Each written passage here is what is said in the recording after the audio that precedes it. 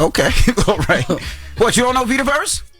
I do. I just ain't never heard nobody rap it as hard as you was just now. That was crazy. Let's get into some front page news. Now, some quick sports. Looks like Jimmy Butler is going to be traded to the Warriors. This is going to be exchanged for Andrew Wiggins, Kyle Anderson, and a protected first-round pick. The Warriors gave up way too much. Salute to Jimmy Butler. He's a fantastic player, but it's not like he gonna make the Golden State Warriors a contender. So that, to me, that was the Warriors gave up way too much, and they gave up Dennis Schroeder, but then he ended up going to Utah. Yeah. All right. Well, morning, Morgan. Good morning, Envy, Charlamagne, and Jess. Y'all doing all right on this Thursday? Girl, hey. Yes, ma'am. All right, let's get into this front page news. This is like an extension of sports, Envy. Like, okay, so President Trump, he's banning transgender athletes from women's sports. He signed the executive order yesterday, and the order directs the Department of Justice and other federal agencies to interrupt Title IX rules as banning transgender women and girls from participating in female sports. Let's hear more from Trump's signing of the executive order, keeping men out of women's sports. Under the Trump administration, we will defend the proud tradition of female athletes, and we will not allow men to beat up, injure, and cheat our women and our girls. From now on, women's sports will be only for women. With this executive order, the war on women's sports is over. You guys' thoughts? Not gonna get any complaints on me about that. I can't even believe that had to be signed, because this should have never been a thing. I totally agree with that one, but I'm not gonna let that distract me from the fact that Elon Musk literally controls how the federal government pays people. Let's stay focused. Yeah, I would say that too. I always go back to that one swimmer that, as a man, the swimmer was like in 400th place, and then when she trans to a woman, was in first place, and how sad all those parents were because their daughters were training and felt like they were cheated. So yeah, I'm with this one as well.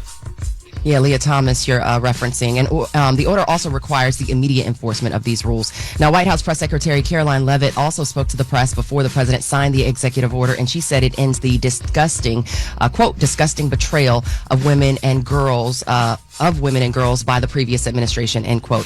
She added that the Olympics and the NCAA college sports stand to be impacted. Let's hear more from the White House Press Secretary Caroline Leavitt. I think kids have already been exposed to discrimination, especially young women and girls who have been forced to shower in locker rooms with biological men, who have been forced to compete on playing fields with biological men, which is incredibly unfair and unsafe, and again, an incredibly unpopular policy. He does expect the Olympic Committee and the NCAA to no longer allow men to compete in women's sports. I also do want to say, Morgan, though, this is a real nothing burger, because less than 0.02% of, I think, trans, what do you call them, trans men, trans women, trans people participate in sports at an Olympic level. But one is too many. Yeah, there shouldn't be no men playing women's sports. I wouldn't say it's not a nothing burger, but it's not like it's not like a bunch of men are playing women's sports, is what I'm saying. Maybe they're getting out ahead of the issue before it becomes that much of a big issue. That's what I was ready to say. And then what's that white lady that was like, I don't want your penis in my bathroom? What? That was Nancy Mace. Yeah, Nancy Mace. Yes. Okay, yeah. Oh yeah, your friend. That's right. Yeah. But she's not even talking about women's sports. She's not even talking about athletes. She's just talking about period. But you know. There's a whole other executive order that showers and stuff. Absolutely. There's a whole other executive order that the president signed that would also block the incarcerated transgender women from going to men's prisons, but that's been blocked by a federal judge. We'll get into that later. We'll talk more about that in the next hour, you guys. It's a lot. That's your front page news for 6 a.m. Stick around for 7. Thank you, Morgan. Everybody, what are we transitioning into now? Oh, get it off your chest. Yes. Another gay topic. Get it off your chest. First of all, how I get on your chest? Jesus Christ. Just vent. If you want to vent right now, 800-585-1051. Get it off your chest. Phone lines are wide open. 800-585-1051. If you need to vent whatever's on your mind, call us up right now. It's The Breakfast Club. Good morning. The Breakfast Club.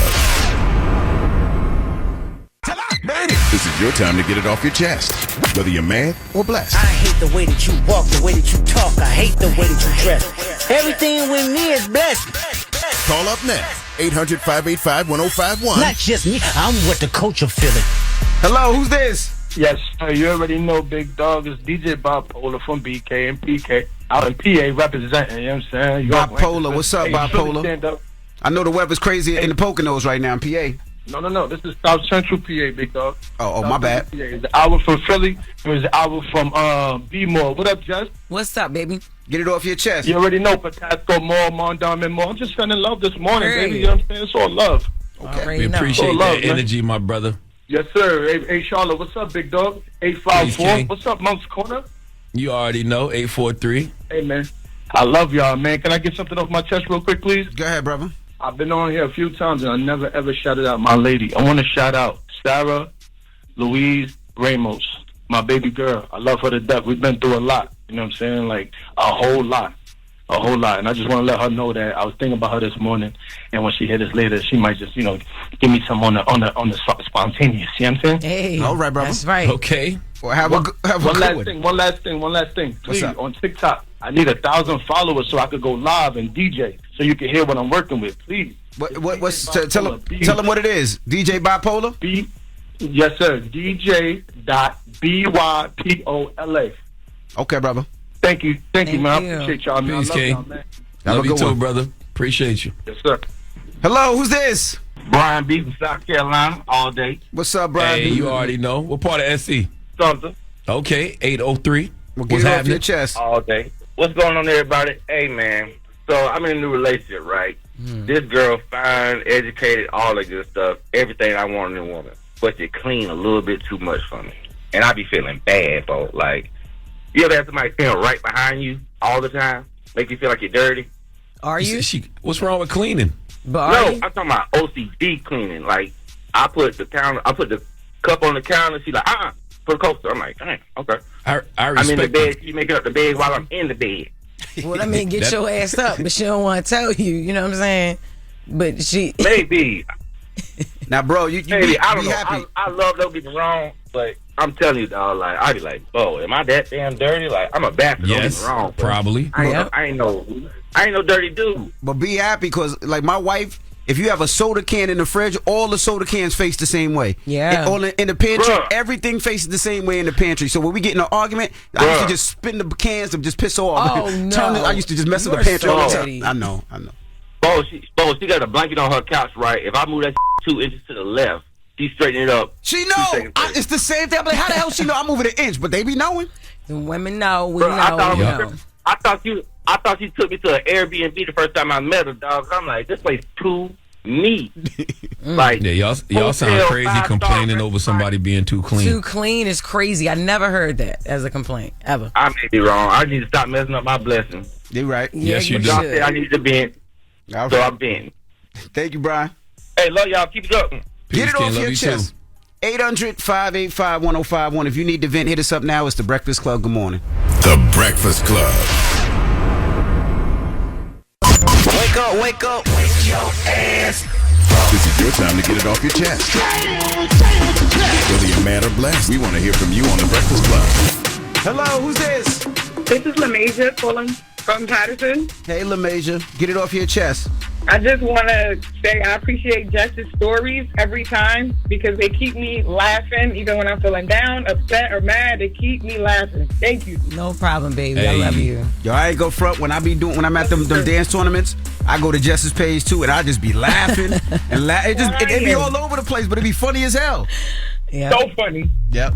Thank you, LaMasia. Take care. Hello, who's this? Yes, sir. Hey, this is G down here from H-Town. What's going on? What's up, brother? Get it off your chest.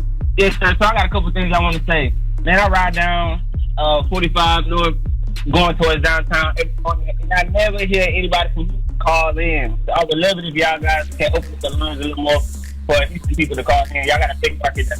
You act like we blocking people from Houston from calling. Yeah, They but I can never call. hear nobody actually make it into the call. I don't know. Maybe they don't represent. I don't know. Maybe you the one that's calling and representing. We get a lot of love from Houston. All the time. Well, I'm duly starting out to the noted, H-Town though. right now. Yeah, salute to Second Houston, thing, man. Charlamagne, can I talk to you about the Grace beef? Yes, sir. All right, so my thing was, since it all started, they've been saying the Not Like Us song and performance that he did in California was for the culture. When I seen it personally, all I seen was a stage full of state charges. All you saw How was is what? y'all saying that's for the culture? That's not my culture. Oh yeah, but that's West Coast culture though. He had a state full of state charges. Yeah, but that's West Coast culture. That's LA culture. Like, you know, I think that don't speak for my culture. That ain't my culture. Y'all saying that's for the culture, like he's represent all of us. No, that's not me. I don't have an argument with that because what I've been having a conversation with about people lately is that I think black people as a whole have a shared lived experience, but all of our cultures are different, right? Like your culture in Houston is different than, you know, what they do in LA. So I understand what you're saying. That's respectable. I can respect that. And also, shout out to Jess. I seen Jess grow from doing her skit to doing her stage up, on stage performances. So hopefully she gets the next special song. Thank you. I appreciate that, brother. Have a good one, brother. And salute to everybody who listens to us on 93.7 The Beat in Houston, man. Yeah, salute to H-Town. Hello, who's this? Hey, what's going on? It's Joe Black from New Haven. What's up, brother? Get it off your chest. I just had a question for y'all. By the way, good morning. Long-time listener. Good morning. I just had a question. I just want to know, given with all the things that's going on, is it still okay to do the Harlem Shake? How old are you? You gotta shake something off. What you get a little something on you gotta shake it off, buddy. How old are you, sir? Pause. I was born in 1985. All right, so you are 39. about what, 35? 39. Oh, I was You way better off. do that Harlem Shake, boy. That's one of my favorite dances. I just want to know. Yeah. With At everything 39, going the on. Harlem Shake don't be shaking like that. What if we I'm find sure the out? shoulders don't be moving like that. Damn. What if we find out people was shaking because they were trying to shake the gay out of them after leaving the Diddy party? What if we find that out? Okay. Nope, nothing here. See, you always go too far. Have a good one, brother. Why you always got to go there with it? I'm just asking. I can understand. Is that why you feel that way? That's what you're talking about, right? He hung up. Jesus Christ. You always hang up on people when it start to get good. You're going to say when it start to get gay. That's what you're about You to need say. the Harlem Shake. No, I wasn't about to start this day, but you need the Harlem Shake. No. Okay. Get that gay off you. Shut up, man. Get it off your chest. 800-585-1051. We got Jess With The Mess coming up. Yeah, we're going to go a little bit deeper into Irv Gotti and the people who, you know, was supporting him and everything like that. So, all right, we'll get into that next. So don't move. It's The Breakfast Club. Good morning. The Breakfast Club. Morning, everybody. It's DJ NV, Jess Hilarious, Charlamagne the Guy. We are The Breakfast Club. Let's get to Jess With The Mess. News is real, whether it's Jess Hilarious, Jessica Robin Moore, just don't do no lies. Don't do no lies. She don't spare nobody. Worldwide Jess, worldwide mess. On The Breakfast Club. She's a culture shift. She was able to get y'all to see something and understand something that nobody could get you to see. It's time to set it off. Okay, so I wanted to know how Irv Gotti died. Like, what happened? Like, what happened? Yeah. Okay, so as of right now, there aren't confirmed reports of what happened. But, yesterday when we talked about this in the room, we had said that it was reported that he had suffered a stroke and that he was on life support and kind of just fighting for his life. So I'm assuming, but I have not confirmed that is what happened.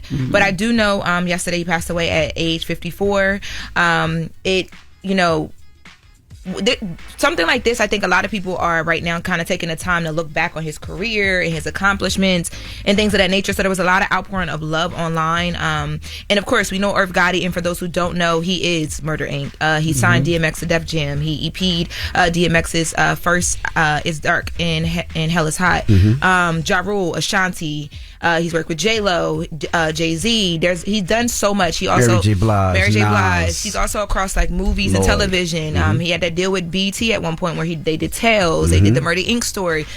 Just a culture storyteller and a person that has been cemented in hip hop culture for sure. So yesterday you had a ton of people posting online. Jamie Foxx posted and said, "Rest in power, my brother. Your music, your legacy will never be forgotten. You spread a lot of love and a lot of wisdom that to everyone that you met." Russell Simmons posted again and said, "Don't let his tragedy and his death go in vain." He's speaking to black men and women, saying, care about your health, go get checked up. He was talented, he was beautiful, he was curious, enthusiastic. Steve Rifkin also posted talking about when he met Irv back in 1993, and just some of the things that they were able to do together. Ja Rule posted. He didn't say too much. He just posted a broken heart. I think a lot of people were waiting to see how Ja Rule would respond because of their close relationship. Lance Gross, Mark Lamont Hill, just a ton of people online everywhere, just showing some love for Irv Gotti. So we wanted to take that time this morning to do that, and we do have some of his music. I know y'all got some stories to share too. Well, question, Lauren. So that story that they said, he suffered another stroke and had bleeding of the brain. That wasn't confirmed. That was not confirmed. So yesterday, the Hollywood Reporter is who confirmed the news that it passed away. And at the time, they said that there was no information about what the cause of death was, but that he passed away in New York on Wednesday.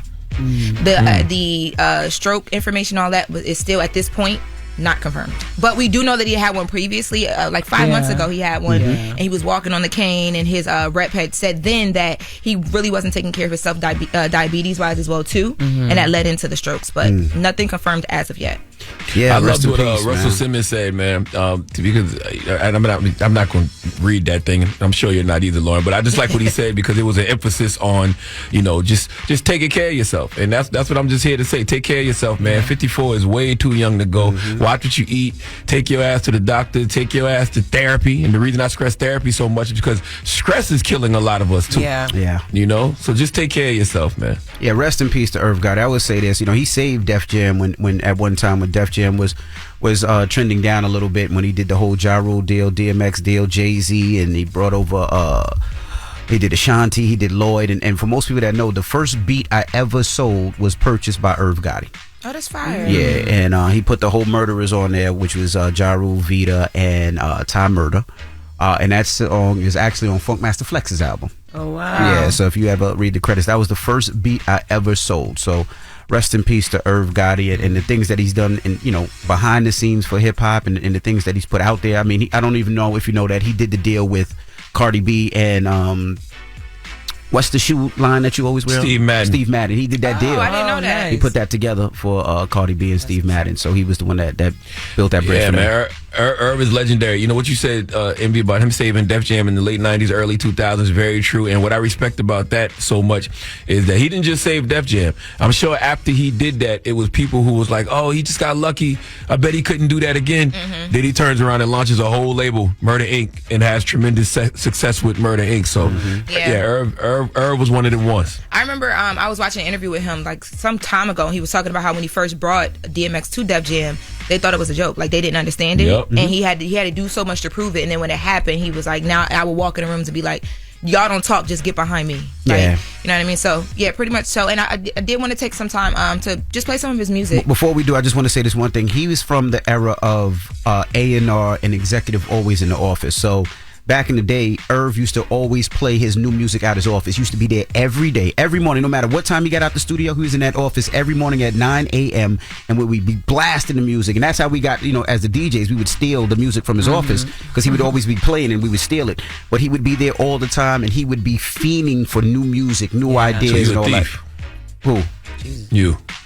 Yeah, I used to steal music back in the days. Why wouldn't you just ask him? Why wouldn't you just say, "Hey, Irv, can I share that with people?" Because that wasn't how mixtapes ran back in the day. But we're not talking about that. But exactly, that's exactly why, Jess. That's what exactly he's admitting stealing from people for no damn reason, and wonder why people are always in your face wanting to fight. Yeah, no, he threatened me a couple times, but me and Irv, we made up later. But he was just a good person, and he produced and did a lot for this industry and a lot for the culture. So definitely rest in peace, Irv Gotti. 54 is wild young to go, yo. It is. That's young, man. When I put this Lord in mercy. we were talking about it in one of my group chats, and my friend was like, "Man, we getting old." I said, honestly, he was young. That's not old. Like that's very young. I mean, we are getting old, but he was really young. No, we not. We 32. I mean, we're getting older. Lauren and Jess are 32. I don't know why people think Jess so much older than Lauren. I'm 33, actually. Yeah, but you 33. Also, Lauren older than Jess. Yeah, 33 years young, yo. Jess will be 33 next week. Yeah, I'll be 33 next week, on the right? 13th. Yeah, and I'm 33 in November. But I do. So wait, before we have the music, I do also want to share. There was a moment that I saw Shanti Das posted to Instagram of Irv, where he talked about like just living. I wanted to share that moment on here, just his own voice. Let's take a listen. I'm going to start by saying something that I tell my kids all the time. Everyone is born, we're all born, and we're all going to die. So in between, we live. Yes! To the fullest. So that's what I think. So we live. I'm going to expand on the love by saying I love everybody in this mother. We love you too, Irv. You too, Man, I need that long life. I know it's not promised to any of us, but please, God, let me live a long time. I mean, I'm not old enough yet. Like, you know what I'm saying? Like, you know, they say unk and everything now. No, 46 ain't nothing. I need to get to like that Clarence Davon 90, that Cicely Tyson 90. Yeah. Let me touch 101 of them things, man. As long as I'm able to move around, I'm with you. I don't want to be 90 in a vegetative state. I want to be able to move around. Y'all take care of yourselves. Y'all be good. But that's the thing, though. Like, everything, what happens in your life tomorrow directly is impacted by what you do today. That's so right. literally what you're doing right now is what's going to impact your life in the future. So once again, take care of yourself, man. Watch what you eat. Take your ass to the gym. Take your ass to the doctor. Go to therapy, okay? Because stress is killing us. Like, take care of yourself, man. Yep. Let's get into a couple of songs. And also, there was a video of Irv 2-3 years ago. And he signed, he's like, this is the most important day of my life. And he signed over half of his masters, and they gave him a $300 million check. And he says, this is for my kids.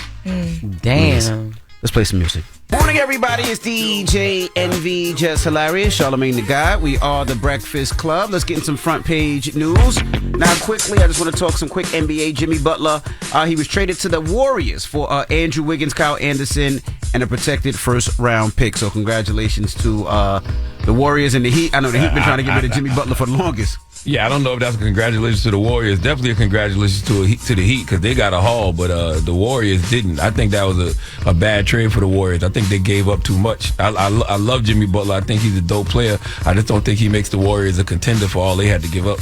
Now, what up, Morgan? Hey, what's up is we are talking about Gaza and whether or not the United States will quote-unquote own it per what the president says. So the White House says President Trump's Gaza proposal is about moving forward in the Middle East. Press Secretary Caroline Leavitt said the president made the decision about the proposal, quote, with a humanitarian heart for all people in the region. Let's hear more from White House Press Secretary Caroline Leavitt on the possibility of owning Gaza. The president is committed to eliminating Hamas and securing a lasting peace for the entire region. President Trump is an outside-of-the-box thinker and a visionary leader who solves problems that many others, especially in this city, claim are unsolvable. And as the president said, the bonds of friendship and affection between the American and Israeli people have endured for generations and are absolutely unbreakable.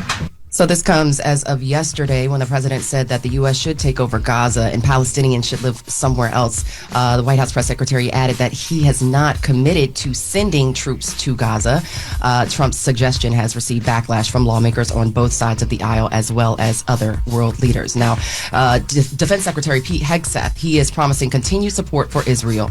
Now, during a meeting with the Prime Minister of Israel, Benjamin Netanyahu, he was at the Pentagon with Hegseth. He said that the Defense Department under Trump is laser focused on reviving the warrior ethos of rebuilding America's military. When questioned by reporters, Hegseth was non-committal on sending troops to Gaza as well as the president, as previously mentioned, saying all operations are being explored. Let's hear more from Defense Secretary Pete Hegseth. We've supplied munitions that were previously not supplied that are useful in eradicating radical enemies, and we are committed to continue to do so. The president is involved in very complex and high-level negotiations of great consequence to both the United States and the State of Israel, and we look forward to working with our allies, our counterparts, both diplomatically and militarily, to look at all options. I don't know. Maybe I haven't been tapped in like I should be because it's a lot going on every day. But I don't see the outrage about this like I thought I would. Like Arab Americans, pro-Palestinian, pro-Gaza people, they were very loud on the campaign trail. Where are they now? All those folks in Michigan who sat out the primaries and protest and voted uncommitted for Biden. All those folks who would come out and protest Kamala over, the Biden administration's handling of the Israel and Gaza situation. Where are they now? Where is Jill Stein and the Green Party? Trump is talking about ethnic cleansing, and it's a little too quiet for me.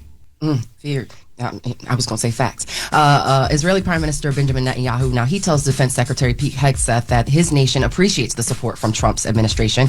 He called Hegseth a great and a stalwart friend of Israel, adding they are a lot stronger than they've ever been due to the support they've gotten from the U.S. Now, the Prime Minister is also backing Trump's idea of taking over Gaza and turning it into the, quote, Riviera of the Middle East, or what did you call it yesterday, Charlamagne? Mar Gaza. Mar Gaza. Mar Gaza.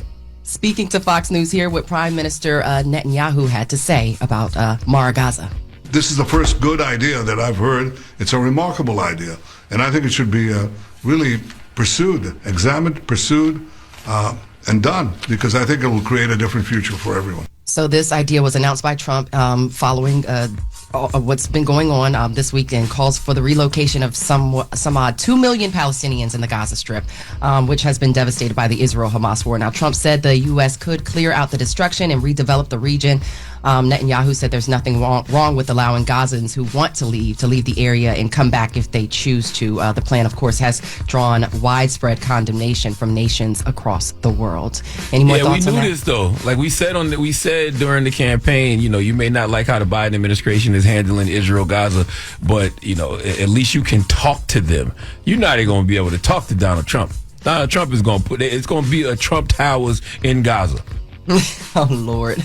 All right, switching gears, guys, to the West Coast. California Governor Gavin Newsom, he met with President Trump yesterday, and he's calling it very productive. The meeting with President Trump in the Oval Office was scheduled to last at least for an hour, last for half an hour, but it lasted more than an hour and a half. Now, Newsom met with Trump as part of his push to secure federal disaster aid for Southern California and those who were impacted by the wildfires. Now, let's hear more from California Gavin Newsom on that meeting. Just finished a meeting with President Trump, had a very successful day on Capitol Hill as well, meeting in a bipartisan manner with Republican Democratic leaders about disaster aid and disaster recovery for people impacted by the fires in Southern California. I look forward to more productive meetings, and I look forward to the spirit that defined the meetings of this day, that spirit of collaboration, cooperation, the spirit that finds the best of American people. Yeah, so we have had word that the LA fires have officially been 100% contained, although they are dealing with rain and mudslides of that nature right now. The White House has not yet announced the meeting from the president's perspective with Gavin Newsom, but Newsom says he appreciates getting to speak with other lawmakers regardless of their party affiliations. So, I wonder how long recovery is going to take, like for people to get their houses rebuilt and stuff like that, or if a lot of people are even going to rebuild. I wonder. Well, interesting segue. I will be out tomorrow, and Mimi will be joining you guys. She's more than capable. She's actually based in LA, and she's been doing amazing work for the Black Information Network covering the LA fires. She's been speaking to those who have been impacted in Altadena and the Palisades area. So make sure you guys check in with her and get her perspective on what's happening in LA in regards to the recovery aspect of the wildfires. Yeah. Okay. So that's it. Do we got time for one more? Maybe not? No. All right, I'm going to just tell those federal workers that buyout deadline is today. It's highly advised against. Wink, wink. All right, that's your front page news. I'm Morgan Wood. Follow me on social at Morgan Media. And for more news coverage, follow at Black Information Network. Download the free iHeartRadio app and visit us at BINnews.com. See y'all later. See y'all next week. Happy Peace, Morgan. Super Bowl Sunday. Yes, and all that good jazz. That's right. All right. Thank you, Morgan. Now, when we come back, author Bria Baker will be joining us. She has a new book, Rooted: The American Legacy of Land Theft and the Modern Movement for Black Land Ownership. All right. Fantastic book. If you remember, her mom called up the Breakfast Club about a week or so ago and, got on our ass because we hadn't had Bria Baker up here. But I don't remember Bria requesting to be up here. But her mama definitely requested during that Get It Off Your Chest phone call. So Bria will be joining us shortly. All right. We'll get to it next. It's the Breakfast Club. Good morning. The Breakfast Club. Morning, everybody. It's DJ Envy, Jess Hilarious, Charlamagne the Guy. We are the Breakfast Club. Lauren LaRose is hanging with us as well. We got a special guest in the building. As promised, her mama called up here and said, you better have my baby up there to talk about that book. Okay, Bria Baker is here. Thank y'all so much for having me. And thank you, Mommy, for making sure. That's why I said, is Mommy the manager? Mommy needs to be the manager. She's on payroll now. Now, Rooted, Sim is your best friend. Sim works here at the Breakfast Club. Aww. It was 2 books she gave me, and she kept asking me, did I read them? I read this one because it was interesting to me because I'm from South Carolina, where this happens a lot in the Low Country. And our family's land is in North Carolina, so I was peeping that. That's amazing. I didn't read it, but I'm just captivated by the title. What is it about? Thank you. Okay, so in general, the book is about Black land ownership, the fact that we owned more land 100 years ago than we do now. And I'm sure the people in this room and the people listening know land is where you really build wealth. Like, property, real estate, that's where it goes. So the fact that we've been losing land while white America has been continuing to get these gains means that this racial wealth gap we keep talking about is because of this land loss. So I started writing this book because my family has land in North Carolina. My grandfather passed away in 2019, and on his deathbed, he was like, don't sell the land.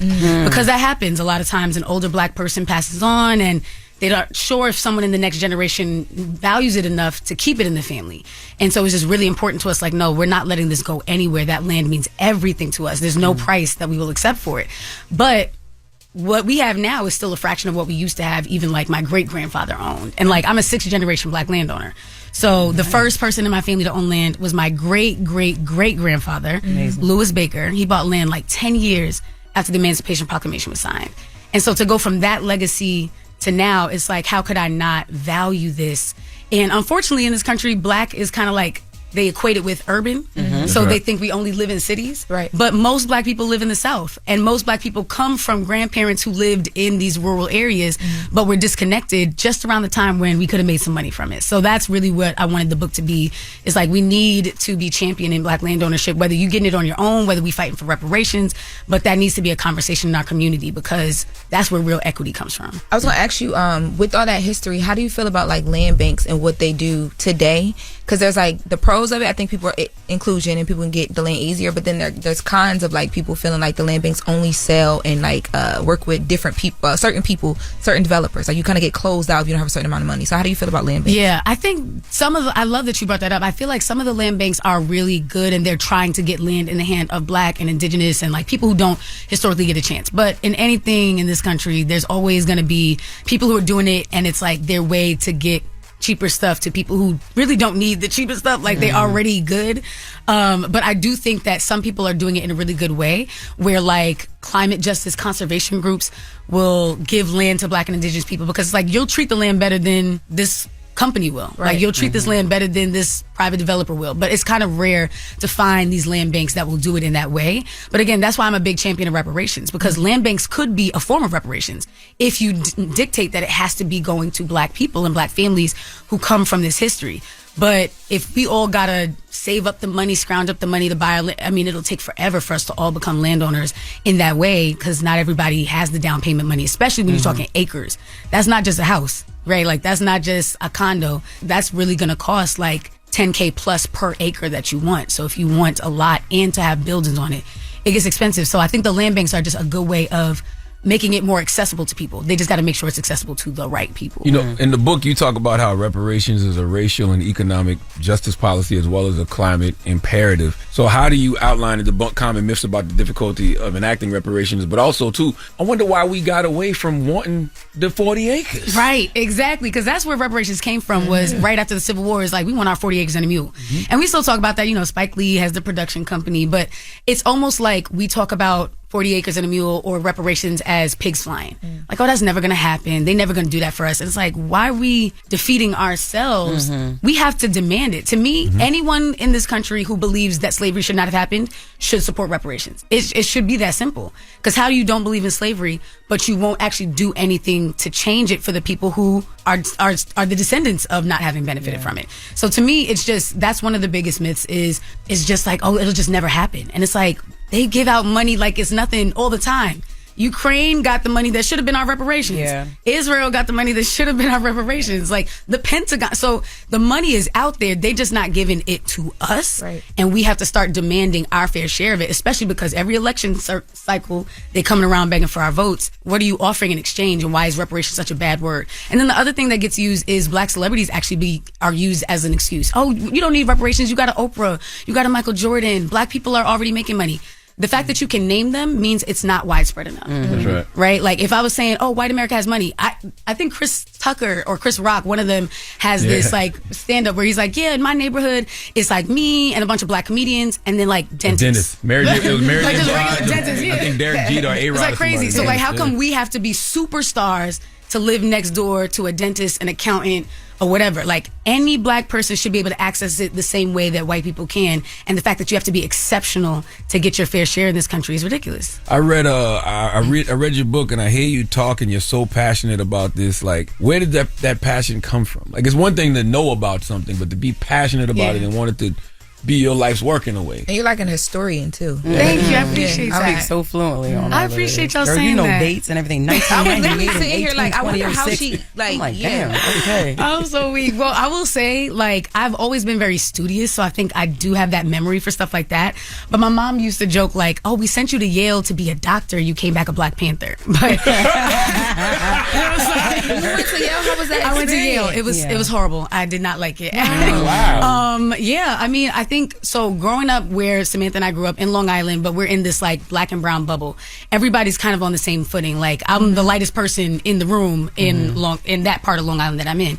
Going from that to Yale, where I was like, I remember growing up and thinking, because by the time I was conscious of it, I got a Black president. You know, Obama became president when I was in middle school, and so I'm thinking like, minority, that's an out dirty term. I'm not no minority. Like all I see when I look around is Black people. And then I got to Yale and I said, oh, this is where y'all were. Right. Like there is this white majority. It was a very like radicalizing experience for me. And also I'm going to college at Yale when the Black Lives Matter movement is popping off. So yeah, I just remember thinking I cannot sit in nobody's lab for the next 10 years while we're being killed in the streets. And then as I got older, because my grandparents are from North Carolina, I felt like, to me, activism was the Black Panthers, was Angela Davis, was being in a city with the bullhorn. But I had to realize growing up that I had been kind of like downplaying the activism of the South, that there are people who their activism was buying land, holding on to it, employing people, giving people a job, feeding themselves. Even now, during the pandemic, was the first time a lot of people realized how dependent they are on somebody else to eat. If the grocery store shelves are empty, what are you going to do for your family? You don't know how to grow nothing. And with this reparations movement going, there are Black families getting their land back. And like, it's happening in little pieces here and there, but we can be that movement that brings it together. All right, we have more with author Bria Baker when we come back. Don't move. It's the Breakfast Club. Good morning. Morning, everybody. It's DJ NV, Jess Hilarious, Charlamagne the Guy. We are the Breakfast Club. Lauren Roques is hanging with us as well. We're still kicking in with Bria Baker, author. She has a new book, Rooted, The American Legacy of Land Theft and the Modern Movement for Black Land Ownership. Charlamagne?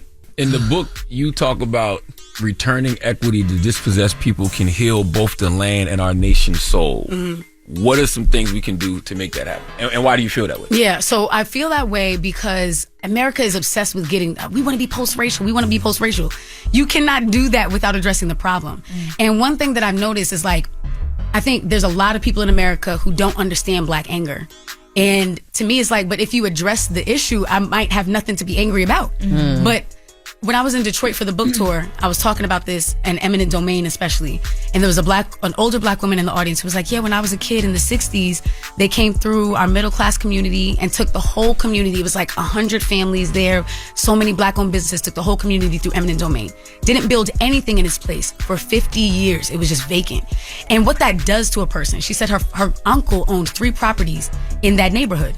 And she was like, what it did to my uncle, when you spend your whole life savings building this out and watch the government take it, why would that make me want to be an upstanding citizen?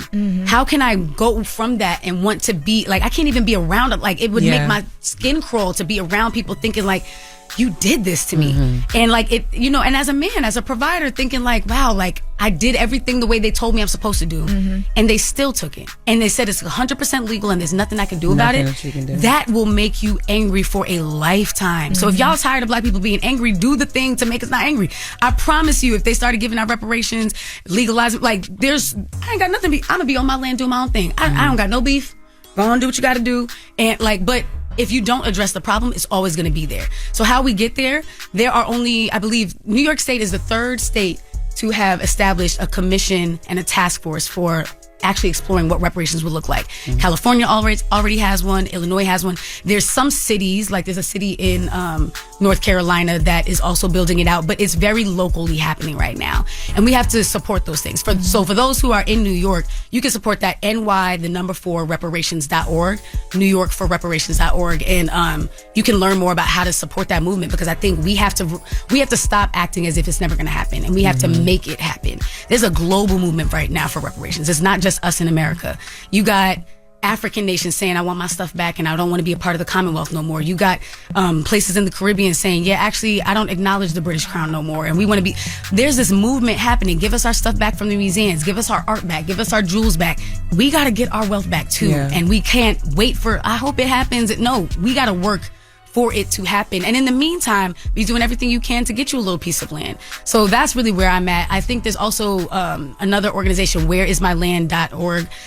They had a successful campaign. If people are familiar, the Bruce's Beach in California. Oh, yeah. Yeah, so there was like the Bruce family had built a hotel and a resort on the beachfront in LA in like the 30s. And their land was taken through eminent domain. The city did absolutely nothing with it. And in 2020, a brilliant organizer named Kevon Ward was like, I'm tired of Californians acting like they're better than the rest of the country, and y'all have racism right in your backyard. And until y'all give this black family their land back, like, you have no moral authority to be telling nobody else from anywhere else anything. And that family got their land back, $20 million worth of land back. So, like, it is possible, but we have to support it. So I would say some of the easiest ways are eminent domain reversals, because you don't need a President Trump to sign off on nothing. All she had to do was go to Los Angeles County and say, hey, this happened in this county. Y'all signed off on that. Now y'all can sign off to give it back. They have dozens of campaigns going around, so you can sign their petitions, you can donate to support them. There's a lot of people trying to do this work, and they're kind of doing it by themselves, or they're building these coalitions and they don't have a lot of visibility. So for people who are saying, wow, I've never even heard of this stuff, like, yeah, just look it up. New York for Reparations, see what the California task force is doing. And if you're listening from another state and they don't have that, y'all should. It's not like you're starting it from scratch. The blueprint is already elsewhere. Say, how did New York do it? Can we learn from them? How did California do it? Can we learn from them? And how can we start getting land back for each other? Have you been paying attention to what's going on in places like Chicago? Like, you know, we had Zoe, my homegirl Zoe up here, and she's been talking about how the Chicago Housing Authority has stolen so much land, including her mother's property. Have you paid attention to that? I didn't specifically hear about her campaign, but I have heard about this happening in Chicago, because, yeah, in urban communities it happens too, whether it's through eminent domain or they'll take a blighted property. But it's a difference. If the home on it is abandoned, the land under it should still belong to whoever owned that land. They should never be taking the land from someone. Even if they say, hey, we got to tear down this house and build something up better, cool, do that on my land for me, right? Like, if you shouldn't be taking my land. And also in Chicago, I think they were doing pretty good work about the fact that homeowners, like, if a black homeowner is saying, oh, I'm trying to sell my house, how much is it worth? Their houses are being appraised for like 6 figures less than what a white family is. Like, if you took down all the pictures of your black family in your house and then tried to sell it, they would value it more. So there are people trying to shift that policy, shift tax codes. Why are we paying more taxes in communities that have worse schools, worse roads, no infrastructure? So there's a lot of people trying to attack this from different areas. And I think it's all important. Like, not everybody needs to move to a farm and grow something, but everybody deserves a piece of land with at least a backyard in the back. There's enough to go around. If Bill Gates didn't have all of it, like, we could all afford to have a nice piece of something. And this scarcity mindset they try to teach us is we have to push back against. Like, this idea that even sometimes what I see is they try to pit our groups together against one another, where when I start talking about reparations, someone's like, well, actually, it's all indigenous land. Well, there's enough for us all to have some. Indigenous folks should have their land back too. Black people should have some land. Latinos, whether they are coming as workers on like, there's enough for all of us to have something. And in this richest country in the world, why are we accepting, oh, there's not enough to go around? I just don't believe that. Right. I don't believe that. And I'm not going to ever believe that. And so actually, to the point of New Yorkers for Reparations, there's a collective I'm a part of, BLISS, Black Liberation, Indigenous Sovereignty. And we're trying to be in solidarity with one another and say, hey, they can never pit me against you. I want you to have land too. And I want me to have land too. And both of our ancestors acknowledge, like, there's enough for us to get to it together. We don't got to fight over it, because while we fighting over it, they vacationing on their Wyoming ranch. Right? They in Hawaii with it. They everywhere on the land, and we fighting for 2 acres over here. I'm not here for that. There's enough for all of us to go around. Bria Baker, Rooted, The American Legacy of Land Theft and the Modern Movement for Black Land Ownership is out right now. Where can they get at you, Bria? Listen, you can follow me at Freckled Wild Black on social media. I also have a website, briabaker.com.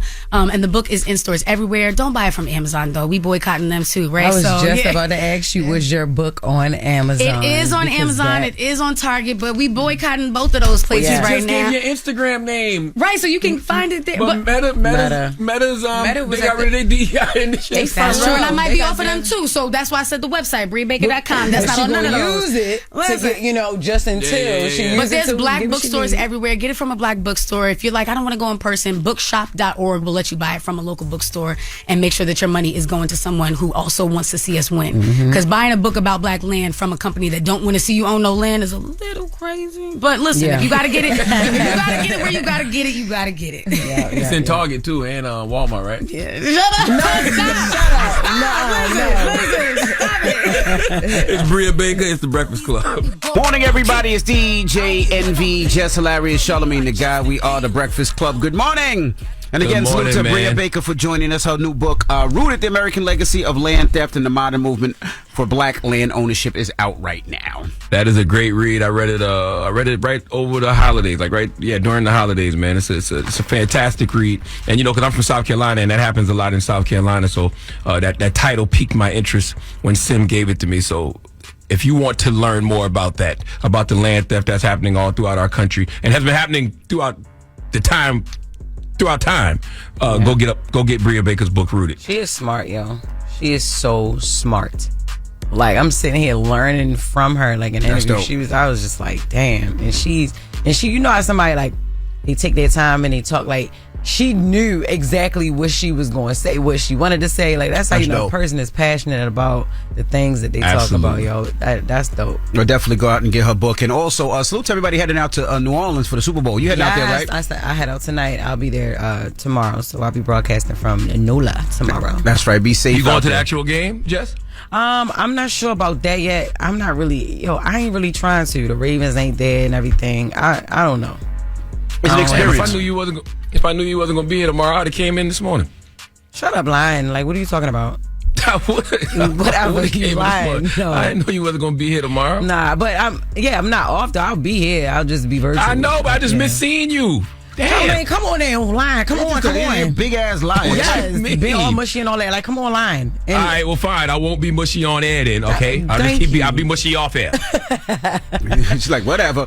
All right, well, we got Jess With The Mess coming up. What we talking about? Yes. What we talking about, Lauren? We talking about Drake. We talking about Drake. All right, Drake. Kendrick. In Super Bowl. Exactly what y'all were just talking about. Exactly. No, but it's a couple things we talking about. I didn't know what you were starting with. That's why I'm like, what we talking about? We're going to kick it off with the Kendrick and the Super Bowl, but then we got to get to the Drake too. I wonder what Kendrick grandmother did to him. What you mean? Because remember in TV Off, he was like, he said, bitch, I cut my granny off and she don't see it how I see it. Yeah, but it's like, why would she do? I always be wondering. No, like, I thought he said if. He said I would. Yeah. I would cut my granny off. No, but even the if, it always makes me be like, damn, why did you have to go to granny? He's just letting you know that, he don't play about nobody when they try to play with him. Not He'll cut his grandmother. granny off if he got to. So if I cut my granny off, what you think I'll do to you? Jesus. Yeah, I ain't cutting my granny I know off his now. grandmother was like, boy, what? I'm not cutting my mama off. I cut my grandmama off now. I need my mama. All right. We'll get to Jess With The Mess when we come back. It's the Breakfast Club. Good morning.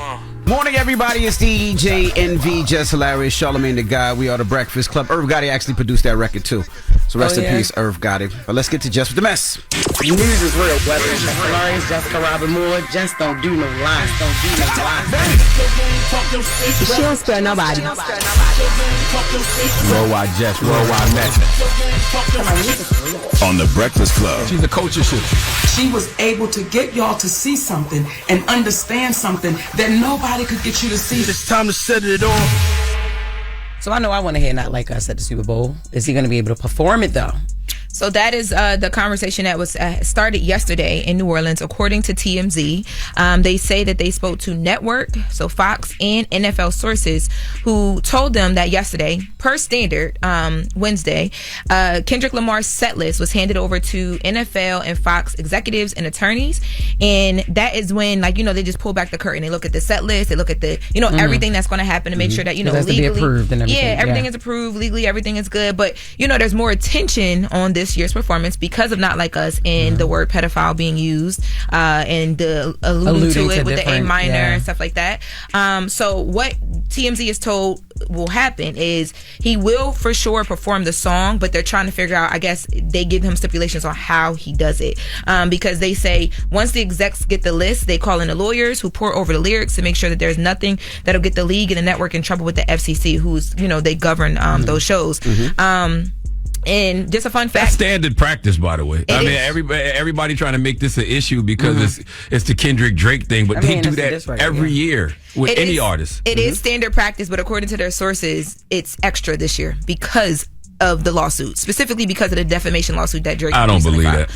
This is according to TMZ and their sources. These are not my sources. But the third They got verse that should from be Nick the one he Cannon. do. When They got that. He should. Hey, yo, you stupid. He should do Nick the Cannon third started verse it. though. When he do this, the real nigga challenge. He should do that one. Well, we'll see what he's able to do. And just, you know, to your point, Charla, on standard practice, there are not one but two censors on game day. Normally, the NFL has an official who can bleep out content, and then Fox has a backup, just in case, because there's also a 5-second delay, and they do that just in case as well, too. So they can come in and swipe out anything that they need to. But go ahead. This is all Justin Timberlake's fault. When Justin Timberlake exposed Janet Jackson's Tata for the world to see. Mm-hmm. Yeah, but I think they'll be extra careful now, especially with Drake suing UMG and then the NFL ain't scared of no damn Drake lawsuit. No, it ain't got nothing to do with nothing. I think they're a business. They're business. They don't want that Can't problem. be Yeah, they don't want that screaming problem. A minor and yo. Well, they gonna do that anyway. The crowd's gonna say that part. Yeah, I mean, but I'm just saying, like, come on, it's the NFL. This is like They can be America's extra careful. baby right here. We can't. Well, whatever they decided on yesterday, Wednesday, today, Thursday, the 6th, there is a tech run through, which is also standard protocol. So it'll be practice today. So we'll find out Sunday. Cool. Yep. But speaking of music, though, and Kendrick, you know, Drake is on his tour. We talked about the first opening night in Australia. Mm-hmm. So then second night went down, and on stage, Drake actually gave his fans a little surprise talking about some new music. Let's take a listen. A new album coming out on Valentine's Day with Party Next Door. It's got some sexy songs for you. And you know, eventually when the time is right, Drizzy Drake alone by himself is gonna have to have a one-on-one talk to y'all. I'll be back with another album, a one-on-one conversation with y'all that you need to hear. OVO Eli is going crazy in the studio right now, jumping up and down. And I think He don't mean it. he don't mean know that he the want music Drake- coming. No, he want Drake to get OVO Eli and all Drake fans know y'all really want Drake to go get some rest. Y'all know y'all want Drake to go take a nap for a little bit. You know that. Nah, I think if he does a one-on-one, I think that'd be dope. Him talking to himself about everything that happened, how he looks, how he felt on the inside, how it looks on the outside. I think that'd be dope if he's able to lyrically do it the right way. I think that'd be dope. He's not gonna tell us how hurt he is. And can he even put out music? Like, can he even put out music while this lawsuit is going on? Yeah, would the streaming services put his music on playlists? Will he will radio play him?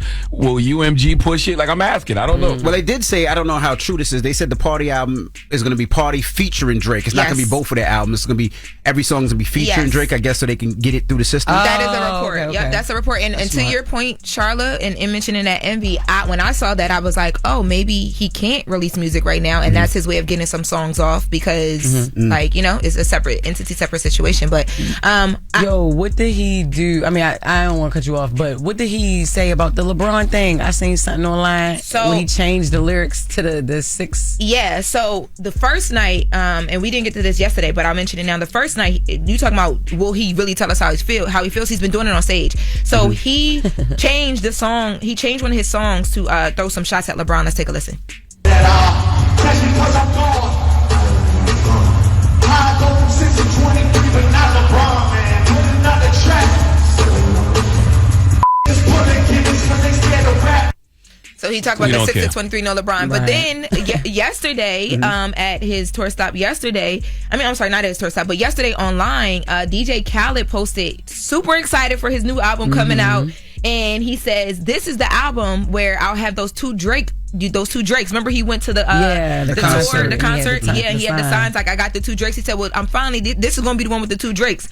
Drake came in the comments and said, must be Drake Bell. Bitch, basically, like, he's not clearing that. He's not clearing that. That's what it's giving. Must be Drake Bell. And the post is not there. It's gone now. It was sassy though. It was sassy, Very Jess. much. It was very sassy. Very like you very. said, I'm savage. very much alive, and it's very much not me on the album. Go ahead, you little sassy savage. You got that smoke coming out your Drake back looking like a said- little air purifier. It's giving wrong girl. That's right. Okay. Envy, you all right?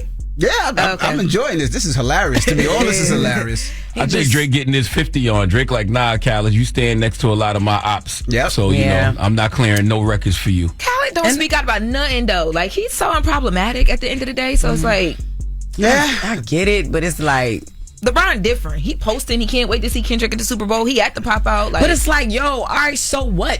Like, I can't like both. It's like, no, you gotta pick a side. I ain't go front. I feel bad for Khaled on this one because Khaled love everybody. I know. Like Khaled don't get into no beef. He don't want no problems. And so this has nothing to do with Kendrick, huh? Because Khaled never worked with Kendrick or nothing like that. This is probably Ross and Khaled. Something else. Their relationship. Okay. And I'm sure that's probably what it he is. is super close with Ross too. Who? Khaled. Yeah. Khaled. He's close with everybody. Yeah. Major key alert. Drake's like, nope. Yeah, that is true. Khaled never picked sides publicly that I can remember. I mean, people always Only Fat get Joe. on Khaled.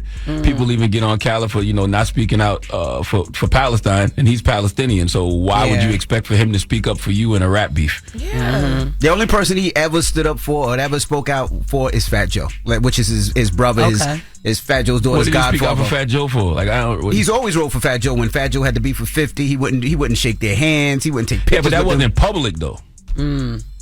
That wasn't public. That wasn't. We know that because they've told us those stories, but that wasn't a public thing. I think Khaled's been very public about not effing with 50 and G Unit before. I never heard him say it. Personally, I haven't.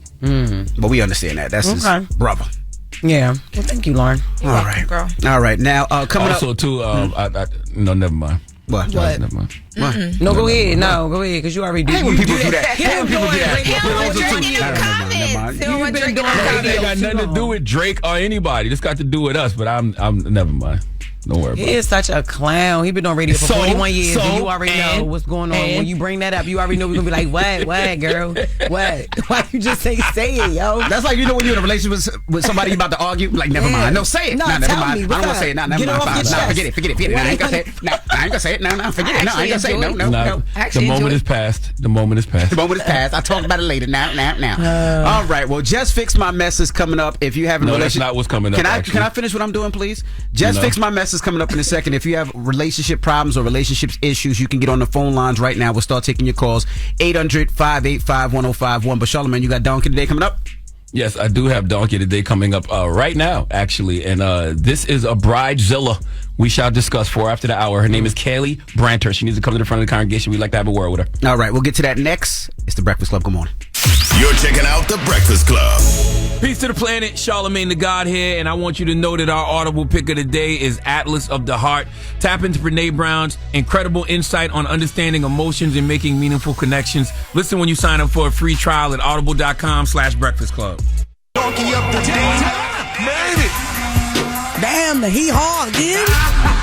It's time for Donkey of the Day. I ain't trying to be donkey today no more. They should be embarrassed by what they already did. I'm not making these people do these things. Called Donkey of the Day, and it really caught me off guard. Damn, Charlamagne. Who got the donkey of the day today? Well, Jess Hilarious, Donkey of the Day for Thursday, February 6th goes to a Wisconsin woman named Kaylee Branter. Kaylee is 22 years old, which means her prefrontal cortex is not fully developed. Okay, your prefrontal cortex is the reasoning center of your brain, and hers is still cooking. Okay, not scheduled to be done until at least the age of 25. All right, this isn't my feelings. This isn't an opinion. This is scientific facts. Okay, the prefrontal cortex is responsible for executive functions like decision making and planning and prioritizing and controlling impulses. I want you to remember the controlling impulses part. Okay, I want you to remember this when you hear Kaylee's story, because the prefrontal cortex helps process emotions like anger, fear, and aggression. All of that matters in this situation because Kaylee is facing a charge of first-degree reckless injury because she decided that she needed to stab her fiancé. Oh my God. What are you talking about, Uncle Charlotte? Well, let's go to Fox 6 News for the report, please. A Brookfield woman is charged for stabbing her boyfriend over a wedding venue. 22-year-old Kaylee Branter is charged with first-degree reckless injury. The incident happened last Wednesday. Now, according to the criminal complaint, officers went to a home in Brookfield for a domestic incident. A victim says he was stabbed in the neck by his girlfriend. He says they had a disagreement about possibly using their house as a wedding venue, and she attacked him without warning. She used a knife. Detectives say he had 4 injuries. The victim admitted to hitting Branter. Bridezilla, groomzilla. This chick don't know whether she wants to be Beyonce or the bride of Chucky. Now, the victim did admit to hitting Kaylee, so she probably was justified to identify as a Puerto Rican and stab him. But it's about how this escalated that is causing me to give this young lady Donkey of the Day. Now, throughout my life, I've seen struggles with in-laws depicted on TV and in films. I've never had those problems in real life. Envy, have you? No. Jess, have you?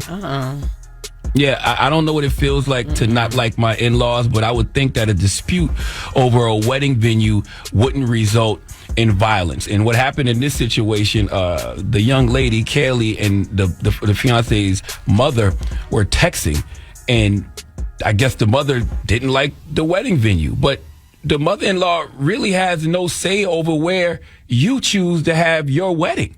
If she's not paying for it or contributing financially in any way to our wedding, the only thing she needs to know is where to be.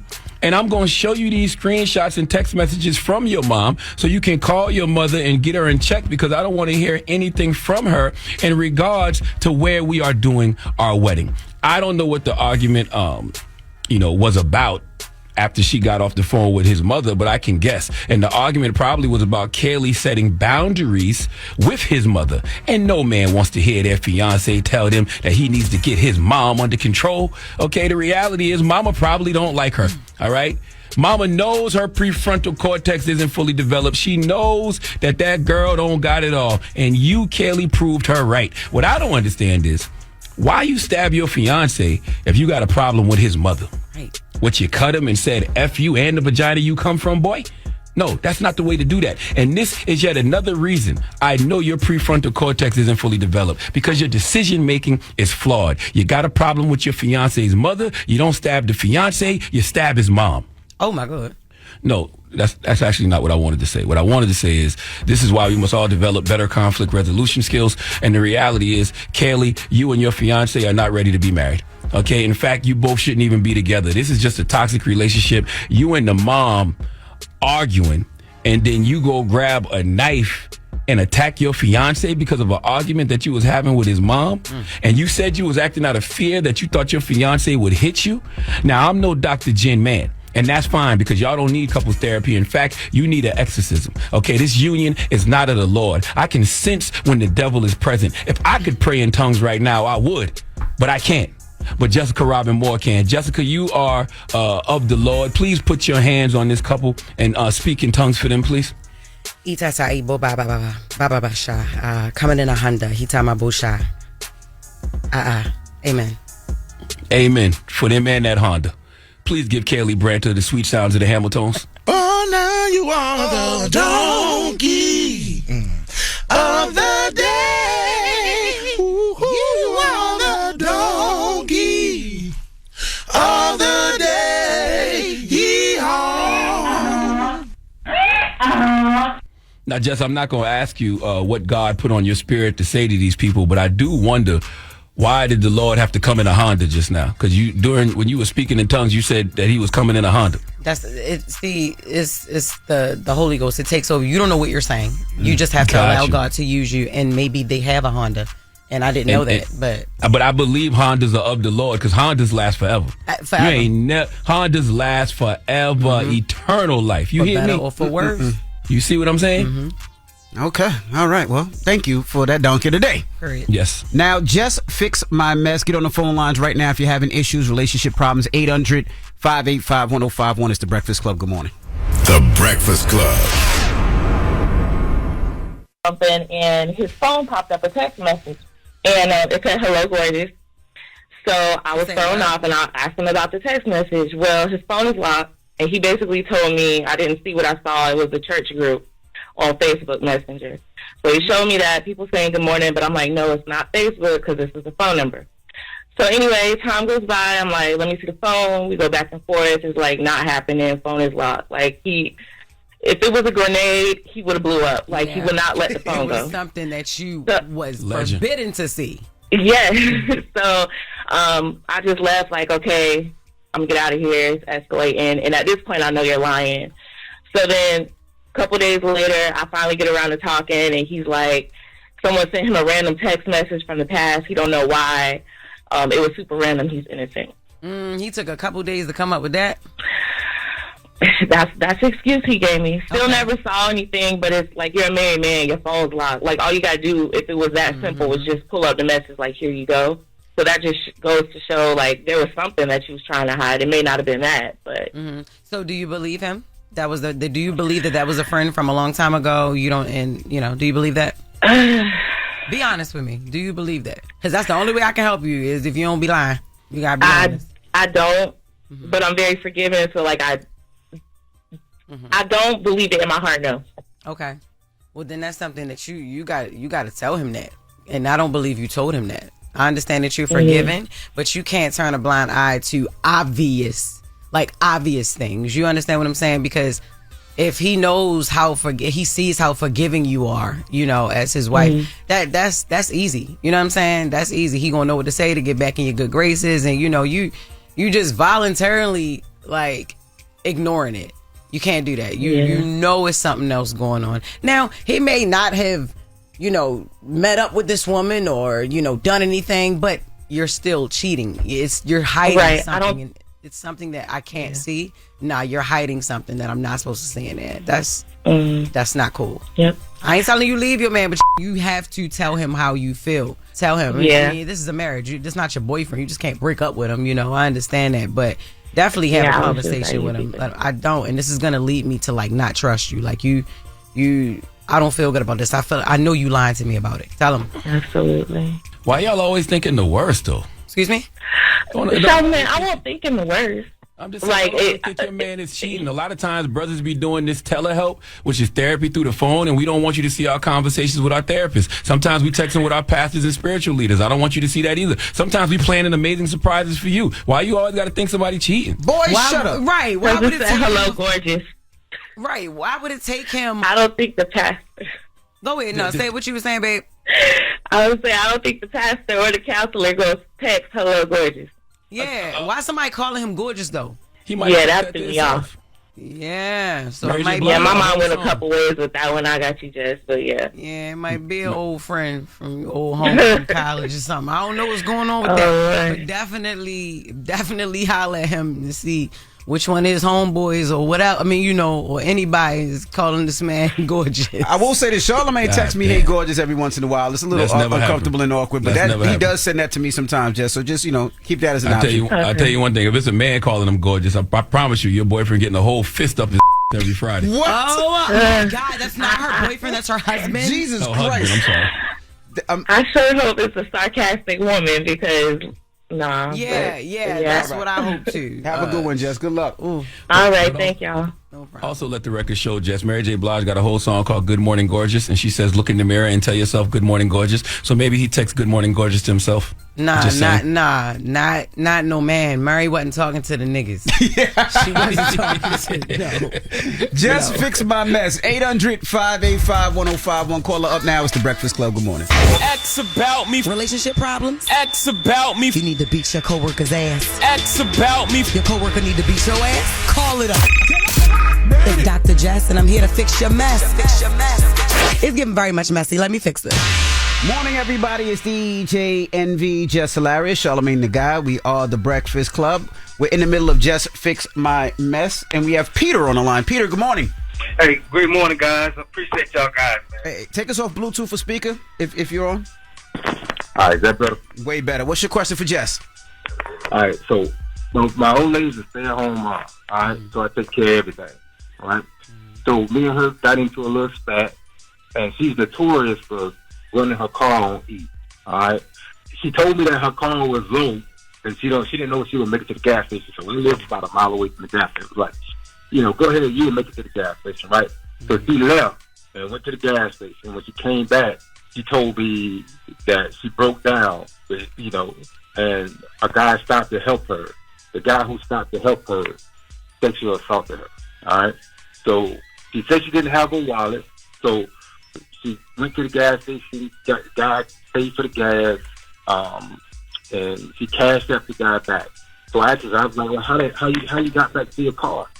She said she got back in the car with the dude. So I'm tripping. She said she what? She got in the car with the dude? She got back in the car with him. So I'm having mixed emotions about it all. Because a couple things. One thing is she blamed me. You know what I mean? Because she told me that her car was low. But, I tell her, don't let your car get for a low half. But you never know what kind of emergency is going to happen. You know what I mean? So she blaming me because she ran out of gas. But she did not call me when she broke down. And you a mile away from me. I can understand you being mad because you left angry. But, I don't know what to believe. You feel me? Yeah. So she got back in the car with him. I told her I want the cash out because I didn't know who this guy is. because she's out in the community. You know, I'm ready to crash out, and she refuses to give me the cash out of the guy. So I'm like, you know, it's crazy, man. I don't even know how to even take it. I don't even know. Understand, Jess? No. So Peter's basically saying his wife's car broke down, and the person that helped his wife was a stranger. The stranger sexually assaulted his wife. Oh. But then when she got gas, instead of calling him, she got back in the car with the guy that sexually assaulted her, and she has the guy's Cash App, so he can find out who the guy is through the Cash App. Right. But his wife won't give him the number. So he's saying he feels effed up because one, he wasn't there to help his wife get the gas, and two, he feels like he wants to fix this problem, but his wife won't give him the number. Am I saying that right, Peter?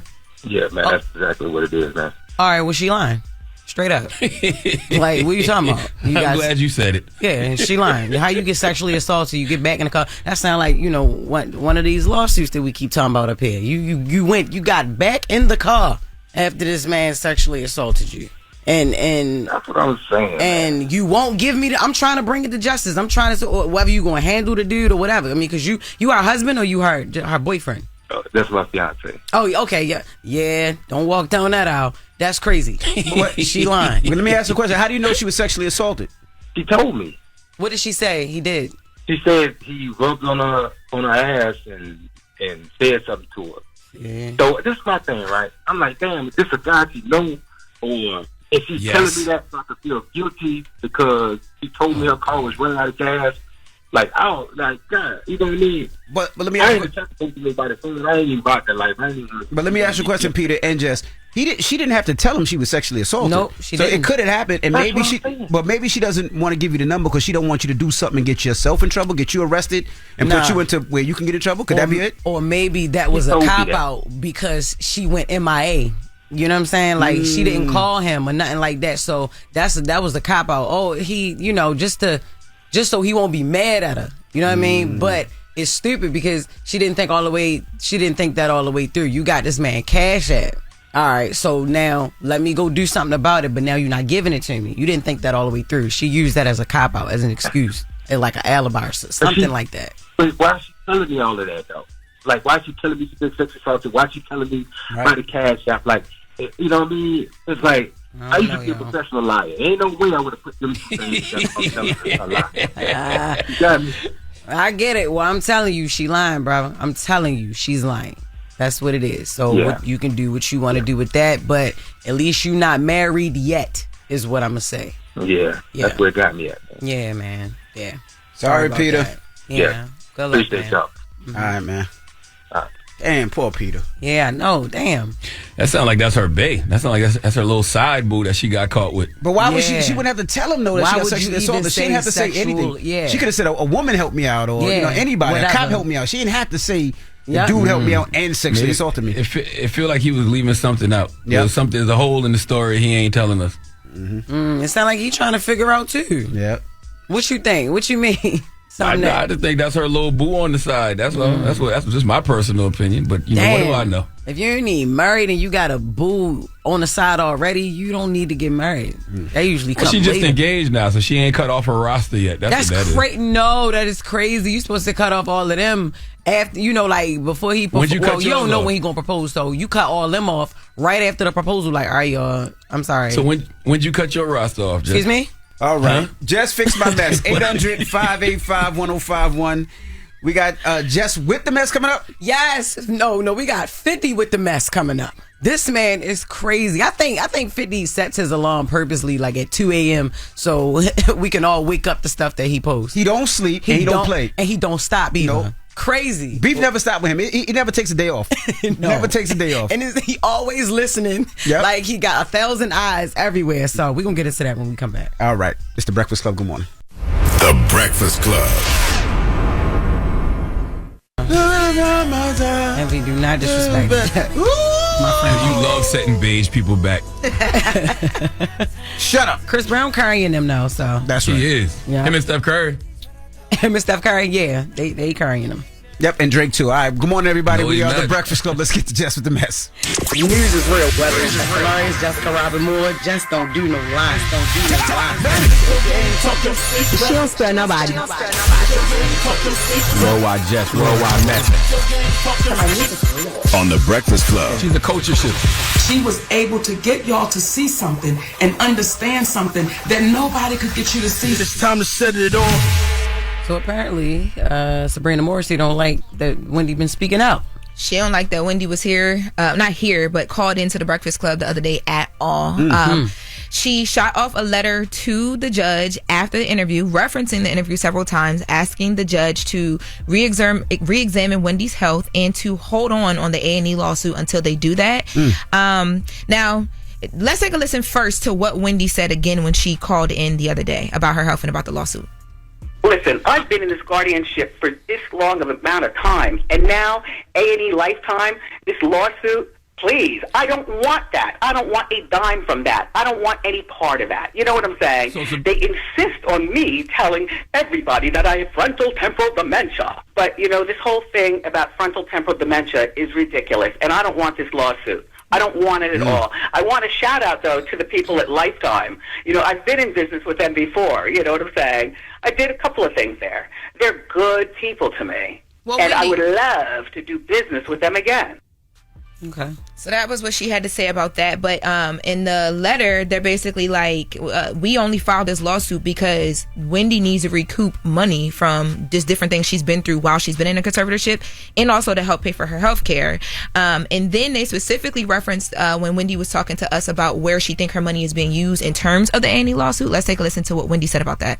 My guardian person is represented by this expensive law firm, right? But it's my money. It's my money that my guardian is using for regarding this lawsuit. And my money is slowly, I guess, dwindling away. I have no idea. You know what I'm saying? My wallet is depleted with a few dollars. You understand? And I've been in this situation for over 3 years. Yeah, so they basically say, okay, we know she's basically saying that all her money is being spent toward attorneys or whatever, but Robbie Kaplan, who is the attorney for Sabrina Morrissey, who is the guardian, says that her firm has not even been paid yet and will not receive a penny unless they're successful in the A&E lawsuit. And when the A&E lawsuit, if it is won and the money comes out, Sabrina will not receive any money from that lawsuit at all. I don't believe that to be true, because all guardians get a fee for the amount of money they handle for their ward.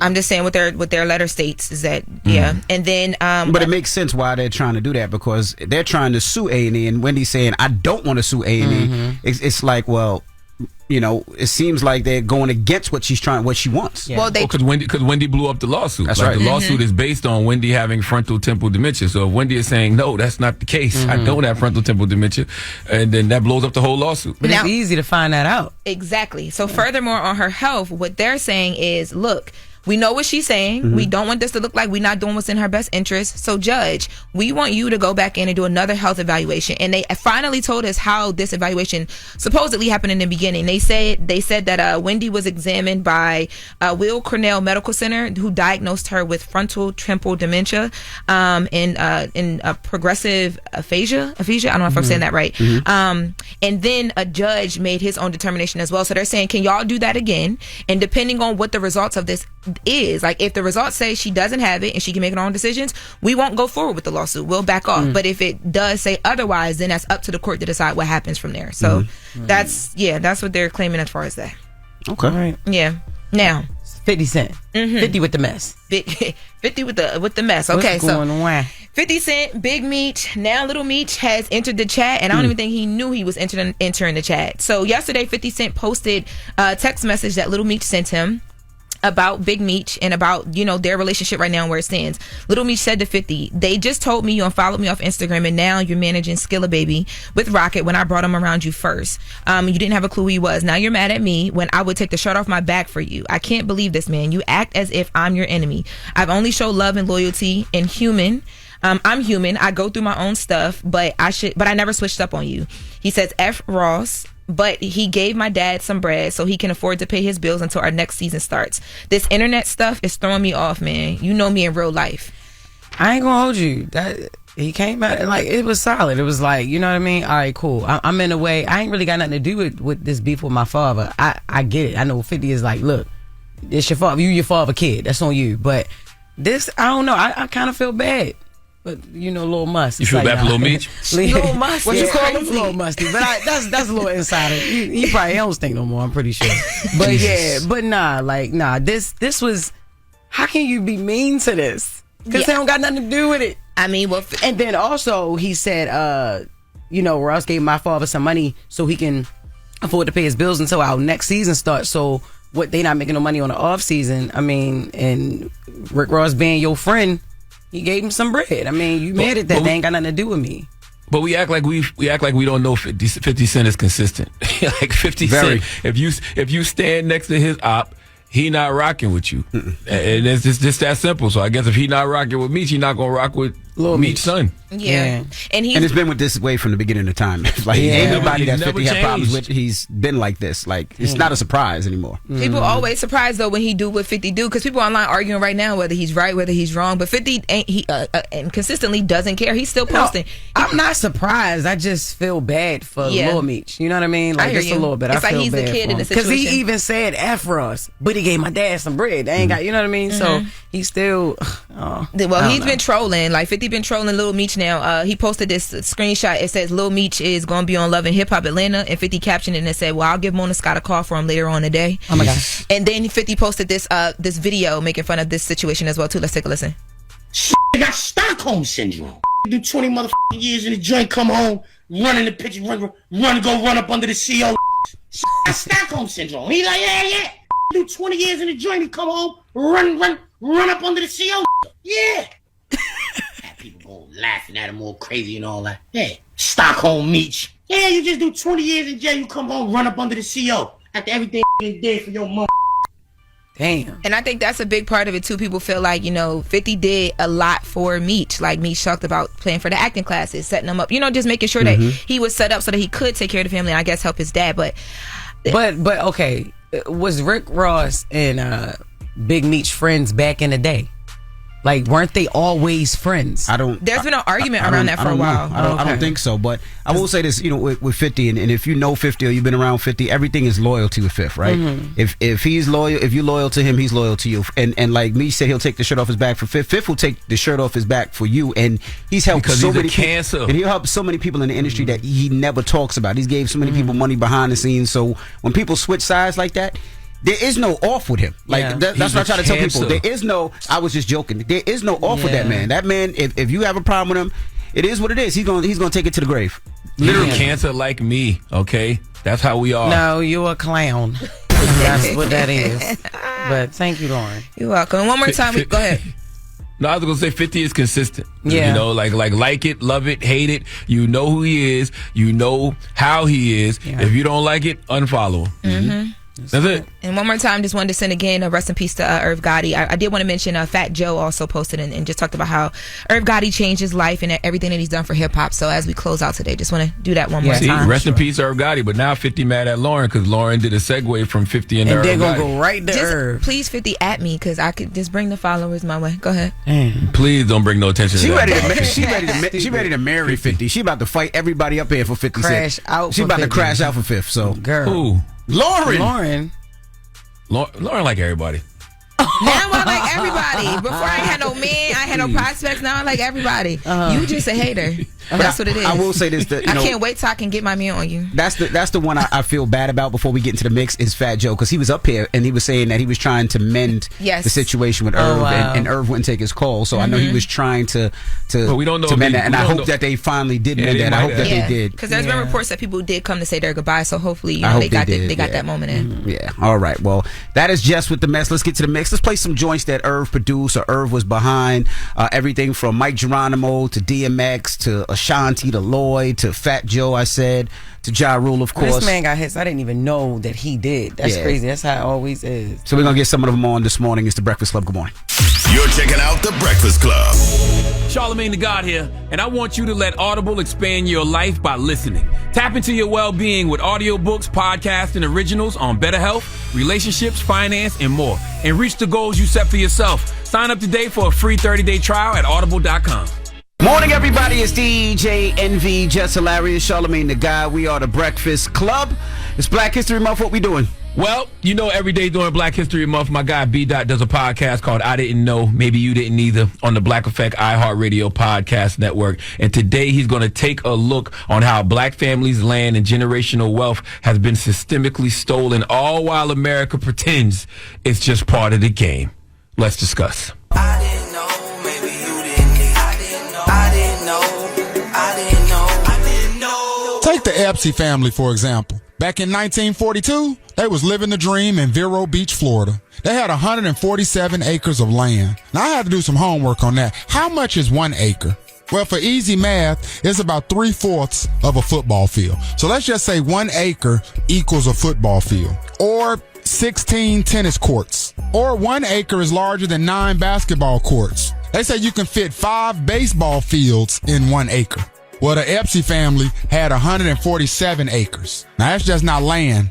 That's buy your kids a pony and still got space for a Ferris wheel land. But then the U.S. government came knocking, and they said, excuse me, we're going to need your land to build an airfield. Don't worry, it's for the war effort. And the Arces was like, all right, but can we get it back after? Spoiler alert, they didn't. Instead, that land went to the Navy, the city of Vero Beach, and dig this, the L.A. Dodgers.